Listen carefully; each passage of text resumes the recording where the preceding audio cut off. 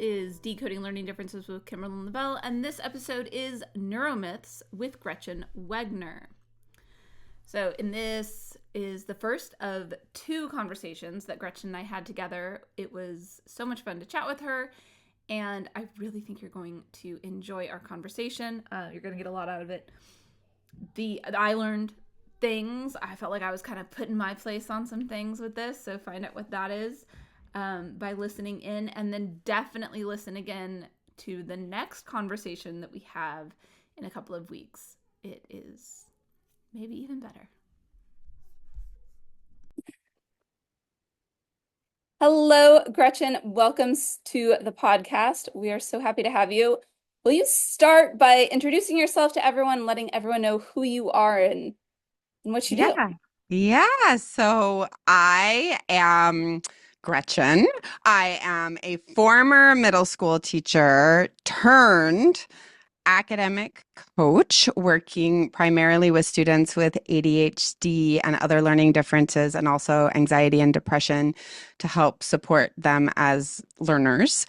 And then I turned from that into being a trainer of other educators who educate their students, and that includes homeschool parents too, where I teach folks about how to help students with study skills and executive function strategies so that they can be more self-sufficient learners. So that's the gist. My company is called the Anti-Boring Learning Lab, and I like to say that we're helping students have the tools to not bore their own brains. I love that. All right. So we wanted to talk about neuromyths. Yes. And so last year I started homeschooling my then kindergartner, and the teacher sent a survey before the school year started and said, okay, fill out the survey to find out what your child's learning style is. Mm-hmm. And I knew that I was like, do I want to argue? Like, that's my first interaction with this teacher. So I let it go and we filled out the thing and then ignored everything she said about it. So can you tell everyone a little bit more? And is there something that I should have cared more about it with? I love that because I was going to ask you what your interest was, because I posted a blog post about it that I think you reached out to me Yeah. afterwards and was like, Yeah. can you talk on my podcast? Yes. So gosh, it's so interesting. And this is a growing conversation. I want to say, I'm going to give some background information in just a moment. But first, I want to say that just yesterday, I was tagged on a post in LinkedIn where an educator was saying, like, oh my God, it drives me crazy when people say that learning styles are a neuromyth, because as an inclusive educator who works with students with learning differences, kids have a right to learn according to the accommodations that they need with learning differences. And it drives me crazy. And that was the first time that I had heard an educator counter, because there's this growing movement among cognitive scientists to say that it is important for us to know that the idea that we learn better when we learn according to our learning style is a myth. It has not been proven by scientific evidence. And that what I just said is true. It has not been proven. And actually what is proven, and this is general brain studies, it's not studies around, the learning differences on neurodiversity brains, but it is proven that most of us do learn better when we learn in multiple modalities, number one. And number two, if we learn in ways that require effort.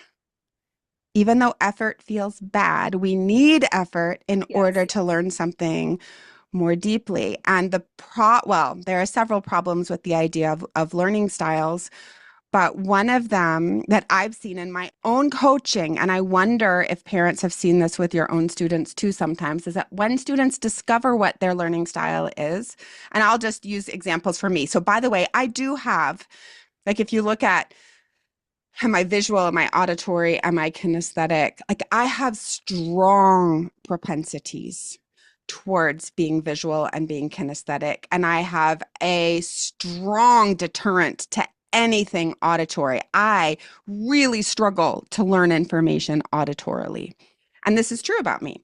So in the past, I was a big believer in like multiple intelligences and learning styles. And so I would have then thought the best way to teach Gretchen is to make sure to have lots of pictures and get her body moving. And it is true that those help me as a learner, but it's also true that it is good for me to practice things that are harder for me. And taking in information in auditory ways and speaking back to people, that is helpful for me as well. And in fact, learning in all of those ways is better for my brain than just sticking to what comes most easily to me. Yeah. Yeah, I mean, what you're saying reminds me that there's always some nuance to it, especially with that post you're talking about with the teacher. Like she's talking about two separate things, but she thinks that it's all one. And like, Right. Right. Yes. And so like when I'm yeah. working with a student, let's say a student who has dyslexia. I'm not a dyslexia specialist, so I'm not even going to pretend that. But or even dysgraphia, where students have trouble writing and so therefore can't really take notes very easily. And it is important for me to understand what their brain truly struggles with so that we can help them with tools and strategies to work around that, because somebody with a learning difference is not going to be able to improve their capacity with time and effort. There are some things we can improve with time and effort, but if we have a specific challenge like dyslexia, that's going to be in our brain forever. We just have to learn the actual tools that could make it feel like we don't have dyslexia in the future, right? It is, I mean, you're the Yeah. expert, not me around that, but it's possible to be an excellent reader even if you have this learning disability. Right. Um, but Right. that's not Yeah. because we changed your brain. Right. Well, It's and that's what I'm because, thinking, like with that, what you're talking about, those accommodations, like, yes, you're giving the child those accommodations, but the accommodations are not taking away a learning modality. Like it's never benefiting the kid to take away a learning modality. right. And I think this person, this educator who was posting her frustration, I think she sees a lot of educators um, or she was worried that by changing the language and saying learning styles don't exist, that would mean that then I'm not supposed to accommodate Yeah. what my students need. And Right. that it's certainly possible that teachers could misinterpret and misunderstand. And so I think it's interesting to consider, like I actually, one of my micro credentials, I call them inside the anti-boring learning lab, is literally called Learning Styles Are Dead. And maybe that's bad. That's not great language. Although, of course, I'm being purposefully like so many people believe in learning styles still that I feel like I want to be purposefully, whatever that word is, clickbaity, I guess, to get people like, what? And I actually don't believe like, well, they are dead in that the evidence is not there that they help you be a better learner to only learn in your way. Right. But what I love, there are two things I love about learning styles. One of them is everybody loves finding out what their learning style is. So it creates a motivation to talk about learning. And it is also true that we have preferences. So let's imagine I just told you my own, that I'm highly visual, highly kinesthetic, not at all auditory. And let's say I'm really struggling to learn something right now. And I'm procrastinating. I just don't want to do it. I bet everybody recognizes that in their kids and themselves, right? So, in order to get started, if I tell myself, go listen to a lecture about that topic, no way in hell am I going to start that, right? But if I tell myself, why don't you go look at that resource and make a chart? And let's let the chart be empty. You don't have to fill it in, but that way you know what the structure of the information is going to be visually. That will get me started. And so I Yeah. feel like knowing our learning quote unquote style, which I prefer to call our learning preference, can be Right. really helpful to know, but not because it's the only way we should learn, just because it's the more motivating way when we're struggling with task initiation. Yeah. Yeah, I totally agree that and the I think that piece that you talked about with the multimodal learning is like it's so critical. Like it's not picking one. It's the multimodal is everybody benefits from multimodal. So let's just give it to everybody. Right. Um, the funny thing that for some reason just popped in my head, I had a student, my one and only student, who was legally blind. He technically could see, as most who are blind have some amount of vision, but it was very, very small. His learning preference and cognitive testing also said he was a visual learner. Well, we can see things in our Yeah. mind's eye. Yeah. And so that's again, like everyone was trying to push everything else on him. Mhm. And he was resisting, partly because, he didn't want to admit his own struggles, but also because it was genuinely his brain was wired for visual stimuli. And like you said, the Right. visualization that he can do himself is also beneficial. So Yeah. yeah. Yeah. And I love what you said about the challenges being necessary. Yeah, we get to have what brings us joy and what we like. So I get to draw pretty pictures in my notes and call that learning, but I can't just stop there. And actually what I teach in the anti-boring learning lab is a structure that I like to call the study senses. And there's a particular visual model that, I mean, no surprise because I'm a visual learner. I have these hand-drawn visual models that I teach educators to teach their students to help them understand how their brains learn, and I call it the study senses. And we map out, we draw what the senses are, and then we talk about how the more senses, the better. And then we use that as a visual model to say, okay, so how can you design a study practice for yourself for the next test or the next project that you're doing or whatever, where you use as many study senses as possible. And as I think about that now, I think, oh my goodness, especially for homeschool communities, to have the study senses up in your space and to have that be a regular part of how you communicate to your students. Like, how many study senses can we use to do the math today or to do whatever it is that you're doing in the Yeah. moment? Yeah, you're right. It does lend itself to that very easily. And yet I think we so get stuck in our ruts of what we do, whether we're in a classroom or at home. Like I know that I'm having been in a classroom and now home educating, like I still get put in my ruts of like we're doing the same thing every day. And then I know that's super boring and the kids lose interest in either setting. So multimodal learning, keeping it new. And I love that the study senses. Mm-hmm. I just started thinking about how a lot of times we'll be eating lunch and then I'll be like, okay, let's, I'll pull out the science because I'm reading something to them and then prepping a lab or something that we're doing after lunch. So they're eating and sometimes eating the science experiment also. Today was a Jello one. So That's the beauty of homeschooling. yeah. Yeah, well, and I find that having models like the study senses can be really helpful for educators, and I'm thinking parents as educators right now too, for educators to have as a language with their kiddos, because then you've got a piece of optimal learning science that is separate. For those of you who are listening, I'm with my hands. I'm like moving something off to the side. It's like a separate thing that you can look at and talk about.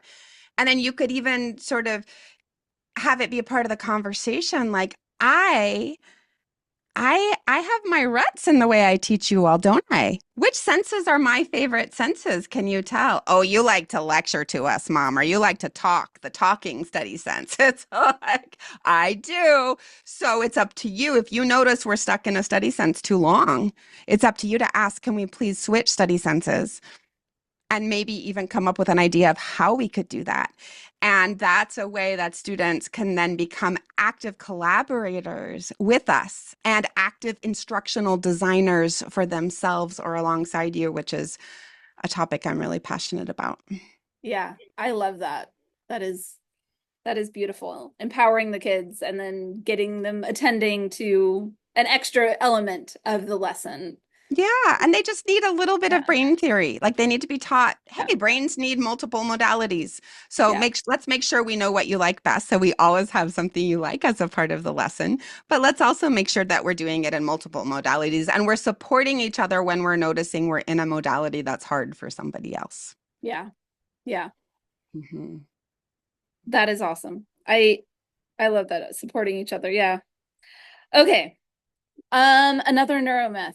Yeah, I was just about to say, would you like some more? Yes. Um, I'm gonna tell you another one that I'm an expert about, and then maybe we could, before the end, I'll tell you one that I just learned today in LinkedIn with all the conversation on LinkedIn. I learned today is a neuromyth that I didn't know about. So, um, let's see. So, I'm looking at there's so many. Have you ever heard the story that humans only use 10% of their brains?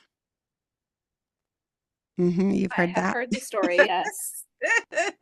And have you ever believed that story? And it's no Ye- shame to say yes. Yes, because as a child being told that, I assumed the adults were Yeah, right.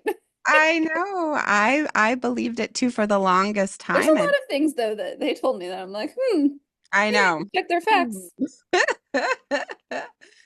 Yeah, so it's interesting. One of the things that I did, I don't know if you publish links to people's stuff, but Yeah, yeah, I'll share the link to this article, this blog entry that I wrote yeah, if yeah, people would like to follow up with it, because there's this growing movement to talk about the phrase neuromyths right now, but in very few places have I seen people reflect about, wait, why do we believe this in the first place? And it's just kind of interesting to look at the history of when these different myths came about, what was happening in science, but then and in education, but what was also happening in the zeitgeist.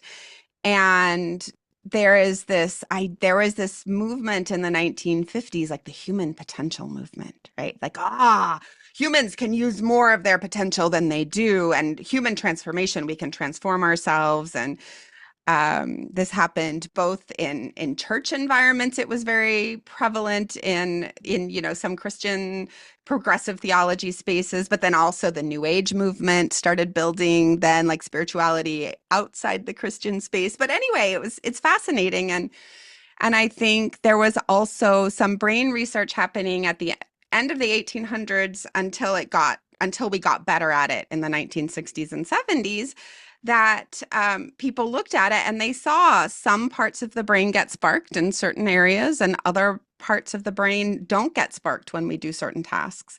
And so that must be that we're not using the potential of our brain. And so we were noticing some legit things, but it was a huge misinterpretation of what we were seeing. And also the technology wasn't allowing us to see what else was firing in the brain during certain tasks. And I love it when our technology intersects with a social movement. People want to believe that we can learn more and that we have unlimited potential.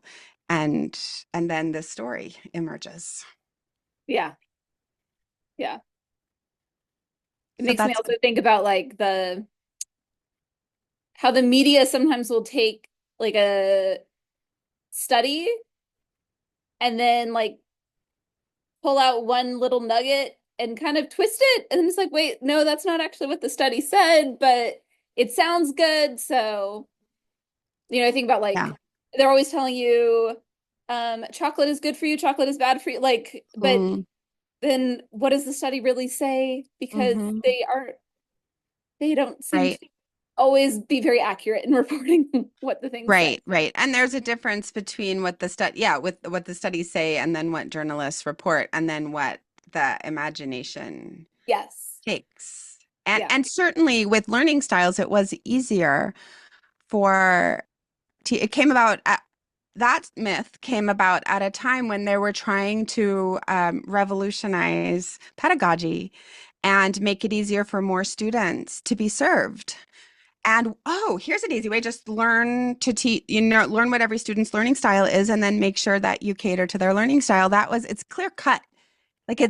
and in the very difficult task of being a teacher, and especially a public school teacher, but also just being a teacher, it seemed like an easy thing to ask folks to do that would help every student. Yeah. And it turns out that it doesn't help every student, because what it does is teaches something wrong about our brains and keeps our attention away from what evidence has shown. Yeah. Evidence has shown that we're always using all of our brain, just in different ways. And evidence has shown that the best way to study is, as I said, multimodal, but then also by testing ourselves to see what we know and don't know. And that's what evidence shows. So that's probably what we should do more of. Yes. Yes. Um,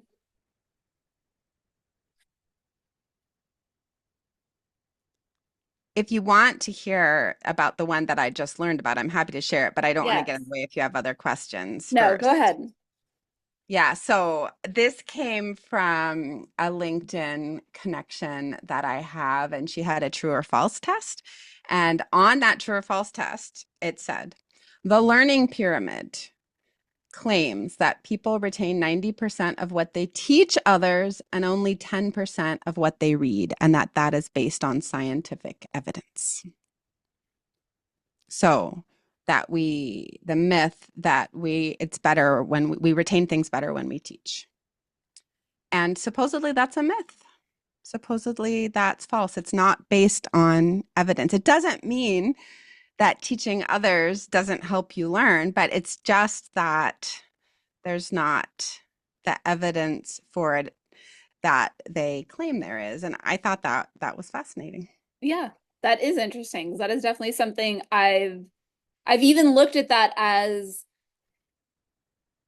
pyramid as like proof that we all learn multimodally, because the single ones are up at the very top with only 5%, 10%. Okay. Mhm.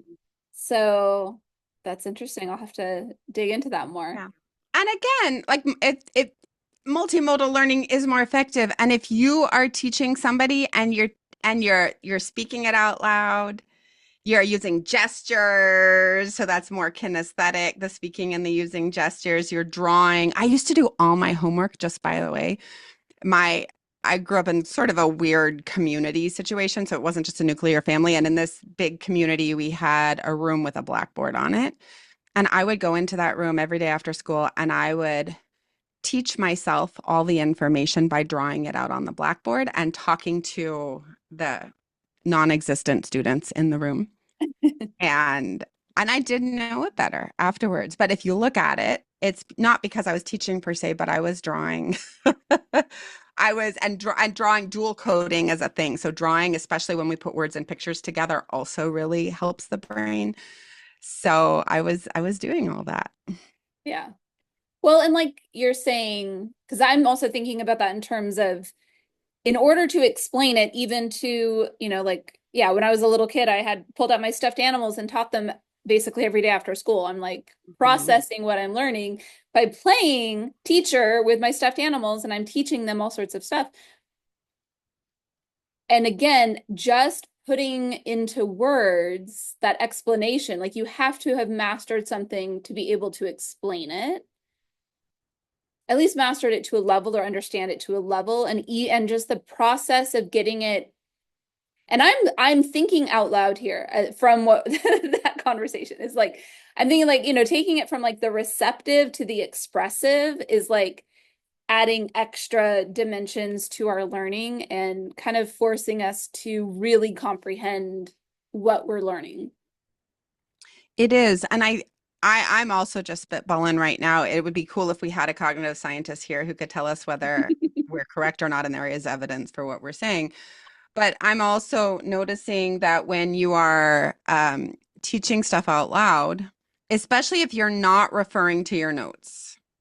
So let's say you look away from your notes and I'm just teaching you, like I had to look at my notes actually to tell you this neuromyth, but let's just say I didn't have to. You're doing something that the scientists call retrieval practice. So you're seeing, what do I know and what I don't know? And I think you're right that most people, you have to have some kind of understanding to talk about it. But I think maybe even more importantly, if you can watch yourself while you're doing it, if you have some metacognition, you can go, wow, do I actually understand what I'm saying out loud? Or like I'm testing myself right now. I'm practicing retrieval, but I can tell that I'm searching for words. So that must mean I don't understand it as well as I thought. Maybe I'll need to go and look that up in a minute. So we're putting in effort Yeah. to try and test ourselves. And then that can allow us to do what I like to call encoding in a new way Yeah. afterwards with the stuff that was clear that we didn't understand as well. Right. Right. Yeah. That, yeah, I'm definitely going to be looking up more on the learning pyramid stuff and probably update it wherever this video is posted. Be like, okay, this is what we found out. Um, so you've kind of talked about it some, but I was just thinking about like we why do we believe the myths? Why does it seem so hard to get rid of them? Like to get them out of the public. Yeah. I think each myth has a slightly different why, but here, yeah, that's such a good question about, is there a way I could summarize it? I think learning is hard and teaching is hard. It's just hard. And we don't like hard things. And we want magic wands. And when we hear something that makes sense to us, especially if it's about ourselves, and it helps us feel less vulnerable as either a learner or a teacher, then we're more likely to glom onto it as being true. And something like we only use 10% of our brains helps us. Oh, I usually have a story that I'm stupid. Oh, but maybe I'm not stupid. Maybe I'm just not using more of my brain. And if I just use more of my brain, then I won't be stupid. Right? Or with learning styles, like, oh, I struggle to learn or I struggle to teach. And it's like, oh, but I'm a really visual person. That's it. I get to be me now. It's like permission to be ourselves. And so I think if like we'd have to ask people who study psychology to really know, but it's just a guess of mine that each of these facts speaks to something in each of us that's really vulnerable and makes us feel better about ourselves and seems easy to put into practice. And so why not follow that if I feel better? Yeah. Yeah. I agree. There's definitely something there that makes sense. Mm-hmm. Um, yeah. Um, yeah. It feels like once something's out there, you can't put it back in the box. It's really hard It to, is hard. Well, and I can't tell you how many people in my regular life. I mean, it happens every week, actually. And it's not because I'm a teacher or an educator. They just do. It's part of our cultural language. Oh, I'm a visual learner. So da da da da da da da. Da. Oh, I'm a so da da da da da da. yeah. And yeah, it's just built in. And I do think it makes people feel better about themselves to be able to say that. Yeah. And I bite my tongue usually, unless I'm in an education related context where I think it's truly going to help. Right. I Right. bite my tongue, or I'll use what I like to call my consent burger, which is a structure I have for how to talk to students so they're more willing to learn. And I will say like, "Oh, I have a fun brain fact about that. Would you like to hear?" And then if they say yes, then I'll share my new information about neuromyths. I like that. Yeah. What was I? Oh, I was thinking about that one particular, the learning styles and people saying things like that, like, oh, I'm a visual learner. So, and I remember doing that previously, like, and like you, not so much kinesthetic, like very visual, like anything I read was how I understood things. If I was hearing it, I cannot understand it. Like someone would try to read something to me, I'm like, can I please read Mhm. what you're reading? Like I need to read it. And then after I had kids, I stopped having as much time to read. And so I would try to do the audiobooks, and it was so hard at first. Yeah. But because I kept listening, I Mhm. think I've actually grown that part of my brain. Like I am much more able to listen and understand what I'm listening to than I Yes. previously felt like I was. So Well, I and also feel like those people limit themselves and they're like, oh, well, I just don't learn that way. that's the problem with it. Yeah. That is the problem with it. And one of the brain facts that we know, and this is evidence based, is that we like neuroplasticity. We can build new neural networks Yeah. for capacity in certain areas. Now, again, certain learning differences and certainly certain neuronal diversity, there are some things we can't do. But again, even if we can't do it, we can still learn to use strategies to support us. But then, as you just so beautifully said, there are certain things we think we can't do that we just haven't practiced enough. Yeah. And because we can use learning styles as an easy out, we don't choose to practice. Right. And I do think it's true. Me too, podcasts. Here we are talking on a podcast. I listen to a lot of podcasts. I do not do well with auditory learning, but I have been growing that capacity since I've been listening Yeah. myself. Mhm. Yeah. Yeah. But also what I do because I'm a learning expert is when I hear a cool fact, I'm like, "Yay, I heard that." That's something that I let me make sure, and I go through my study senses in my brain. And like, let me make sure that I say it out loud to somebody else, and I do X and I do Y. And I just know if I don't, I will have enjoyed learning it and I will forget it. Yes. Yes. But if I use multiple study senses and if I practice retrieval and put some of these best practices into place, I will remember it better. So I still need it to be multimodal. Yes. Absolutely. Yeah. That it's totally true. I listen to stuff all the time, podcast or audiobook or whatever, and I love it and it's interesting. Or even reading the book. Like either way, Mm-hmm. when I stop there, I forget it very quickly. If I Mm-hmm. write it down, I'm much more likely to remember it. And then if I tell someone else, or like I'm in an amazing book club that we meet and we talk about basically different brain-based psychological kinds of books. Mm-hmm. Uh, like right now we're doing Your Brain on Art. So Uh-huh. um, Nice. so we talk about what we're reading as we're going through the book. Like we do go through the book together and like, discuss each chapter together. And that conversation Mm-hmm. helps me learn so much more because we're talking about it, right? We're Yeah. having more time to process it and store it in so many more ways than just Mm-hmm. that one exposure, hearing it or reading it or anything else. Yeah. Yeah. Yeah. That makes so much sense. All right. I love it. Yeah.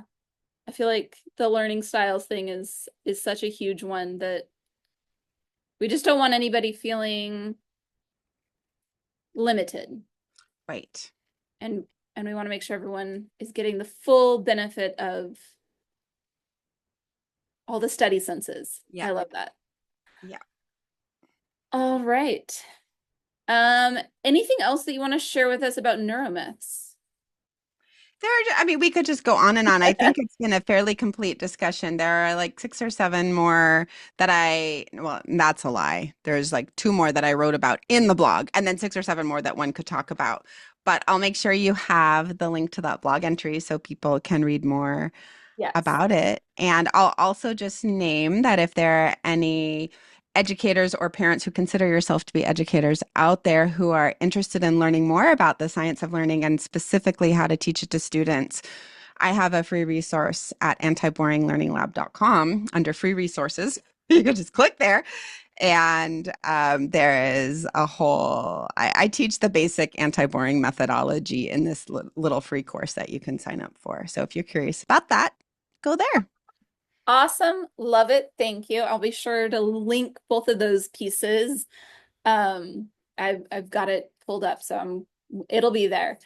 wherever you're listening or watching or whatever, it'll be right below. So find the link.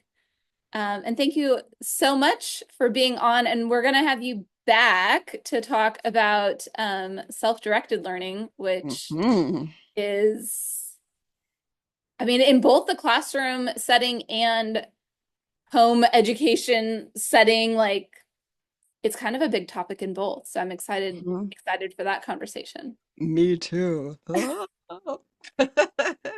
All right. Thank you so much. We'll see you soon. Bye, everyone.